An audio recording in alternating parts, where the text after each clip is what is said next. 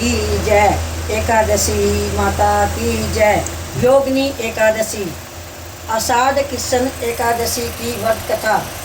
धर्मराज युधिष्ठिर कहने लगे कि हे महाराज, मैंने ज्येष्ठ शुक्ल एकादशी के व्रत का महत्व सुना। अब कृपा करके आषाढ़ कृष्ण एकादशी की कथा वर्णन कीजिए। इस एकादशी का क्या नाम है तथा क्या महत्व है, सो सब कृपा करके वर्णन कीजिए। श्री कृष्ण जी कहने लगे कि हे राजन, आषाढ़ कृष्ण एकादशी का नाम योगिनी है। इस व्रत के पाप नष्ट हो जाते हैं। इस लोक में भोग और परलोक से मुक्ति देने वाली है। यह तीनों लोकों में प्रसिद्ध है। वह तुमसे पुराणों में वर्णन की हुई कथा कहता हूँ, सो ध्यानपूर्वक सुनो। स्वर्गधाम की अलकापुरी नामक नगरी में कुबेर नाम का एक राजा रहता था। वह शिव भगत था और प्रतिदिन शिव की पूजा किया करता था। हेमा नाम का एक माली पूजन के लिए उसके लिए यहाँ फूल लाया करता था। उस हेमा माली की विशाल लक्ष्मी नाम की अति सुंदर स्त्री थी। एक दिन वह मानसरोवर के पुष्प तो ले आया, परंतु काम सख्त होने के कारण वह अपनी स्त्री से हास्य विनोद तथा रमण करने लगा। उधर माली को दोपहर तक पुष्प लेकर राजा के पास नहीं पहुंचा। उधर राजा उसकी राह देखता रहा।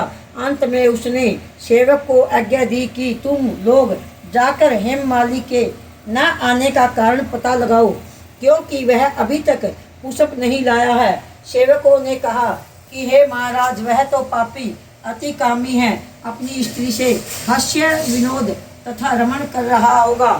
यह सुनकर कुबेर ने क्रोधित होकर उसे बुलाया। हेमा माली राजा के भय से कापित हुआ, उपसित हुआ।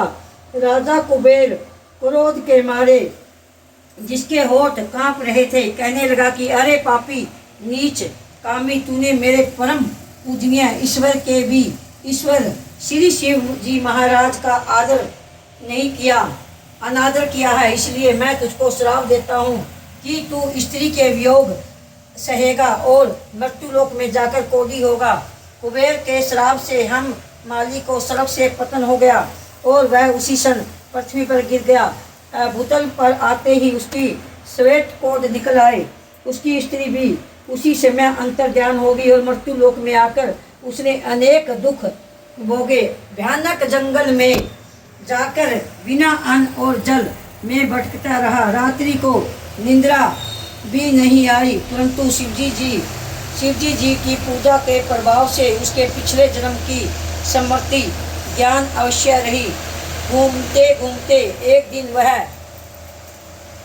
मार्कंडेय जी ऋषि के आश्रम में पहुंच गया, जो ब्रह्मा से भी अधिक बूढ़े थे और जिनका आश्रम ब्रह्मा की सभा के समान लगता था। हेमा माली वहां जाकर उनके पैरों में पड़ गया। उसको देखकर मार्कंडेय जी बोली कि ऐसा कौन सा पाप किया है जिसके प्रभाव से तू कोढ़ी होकर महान दुख भोग रहा है। हेमा माली के कहने लगा कि मैं कुबेर का सेवक हेम माली हूँ। मैं राजा की पूजा के लिए नित्य प्रति पुष्प लाया करता था। एक दिन मुझे अपनी स्त्री के साथ विवाह करते देर हो गई और दोपहर तक पुष्प लेकर नहीं पहुंचा सका, तो उन्होंने मुझे श्राप दे दिया कि तू स्त्री का वियोग होगा और मृत्युलोक में जाकर कोढ़ी बनकर दुख भोगेगा। इस श्राप से मैं कोढ़ी होकर अंतिम दुख भोग रहा हूँ। अंत आप कोई ऐसा उपाय बताइए जिससे मेरा यह दुख दूर हो जाएगा।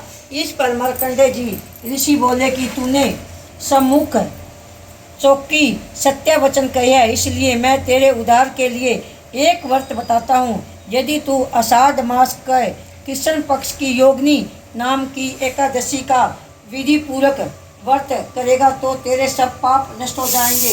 यह सुनकर हेमा माली ने अंति प्रसन्न होकर मुनि के साष्टांग प्रणाम किया। मुनि ने उसको अंतिम स्नेह के साथ उठाया। प्रेम हेमा माली ने मुनि के कथा अनुसार विधि पूर्वक योगिनी एकादशी का व्रत किया और उसके प्रभाव से अपने पुराने स्वरूप में आकर अपनी स्त्री के साथ विवाह करने लगा। हे राजन, यह योगिनी एकादशी का व्रत 88,000 ब्राह्मणों को भोजन कराने के बराबर फल देता है। इसके व्रत से समस्त पाप दूर हो जाते हैं और अंत में स्वर्ग हो जाते हैं। बोल योगिनी एकादशी की जय।